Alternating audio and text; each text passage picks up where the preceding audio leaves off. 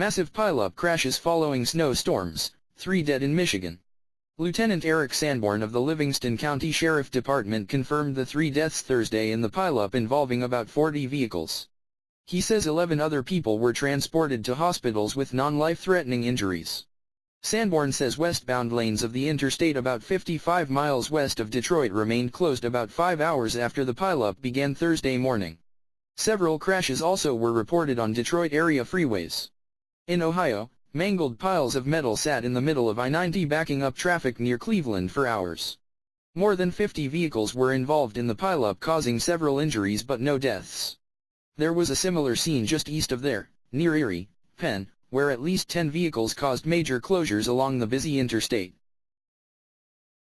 The culprit were snowstorms that dumped 2 inches an hour in some places, with winds quickly creating whiteout conditions. You couldn't even see the other side of the expressways. That's how bad it was with the wind blowing everything, said Michael Carney, who drove through the crash zone. Elsewhere, the Moscow Ballet canceled a performance Thursday night in Grand Junction, Colorado, after the group's buses wouldn't start in the morning in Casper, Wyoming. The temperature there plunged to 31 degrees below zero overnight,